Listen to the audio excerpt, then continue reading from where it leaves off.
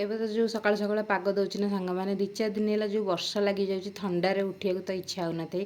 ତାପରେ ଉଠିକି ଏଠି ଦେଖିଲା ବେଳକୁ ମାତା ମହେଶ୍ୱରୀ ପୁରା ଫୁଲ ଗୁନ୍ଥିବାର ବିଜି, କାହିଁକିନା ଆଜି ଯେହେତୁ ସୋମବାର ଥିଲା ସେ ମନ୍ଦିର ଯିବ ତ ସେଥିପାଇଁକା ଫୁଲ ଗୁନ୍ଥିବାକୁ ଲାଗି ପଡ଼ିଥିଲା। ତାପରେ ମୁଁ ଆସିକି ଟିକେ ବ୍ରସ୍ କରିନେଇଥିଲି। ବ୍ରସ୍ କରିସାରିଲା ପରେ ଏବେ ଟିକେ ଟମାଟୋ ଅନୁସନ୍ଧାନ କରିଥିଲି ଫ୍ରିଜ୍ ଭିତରେ।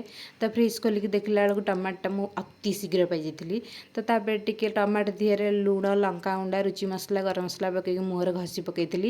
ଆପଣମାନେ କେବେ ପକେଇବେନି ନହେଲେ ମୁହଁ ପୋଡ଼ିବ। ତାପରେ ମୁଁ ଟିକେ ଆସିକି ଟିକେ କ୍ରିମ୍ ଲଗେଇ ନେଇଥିଲି ଗାଧୋଇ ପାଧେଇକି। ତ କ୍ରିମ୍ ଲଗେଇ ସାରିଲା ପରେ ଏବେ ମୁଁ ଫାଇନାଲି ବିନ୍ଦି ଲଗେଇଦେଲି। ତ ମୋ ମେକଅପ୍ ଏତିକିରେ କମ୍ପ୍ଲିଟ୍। ତାପରେ ମୁଁ ଟିକେ ଆଲିଆ ଭଟ୍ଟ ଭଉଣୀ କଲିଆ ଭଟ୍ଟ ଭଳିଆ ଦେଖାଯାଇଥିଲି। ତ ତାପରେ ମୁଁ ଏବେ ରେଡ଼ି। ତ ତାପରେ ଟିକେ ଆସିକି ମୁଁ 2 ଗୋଟିର ମଙ୍ଗଳସୂତ୍ର ବେକରେ ପକେଇ ଦେଇଥିଲି। ତ ମଙ୍ଗଳସୂତ୍ର ପକେଇ ସାରିଲା ପରେ ଟିକେ ସାଇକେଲ ଚଲେଇ ଦେଇଥିଲି। ସାଇକେଲ ମାନେ ମେସିନ୍। ତ ତାପରେ ଟିକେ ମୁଁ ଆସିକି ଖାଇ ନେଇଥିଲି। ଯଦି ମୋ ଭିଡ଼ିଓଟି ଭଲ ଲାଗୁଛି ଗୋଟେ ଲାଇକ୍ କରି ସବସ୍କ୍ରାଇବ୍ କରିବେ। ରହିଲି, ଜୟ ଜଗନ୍ନାଥ।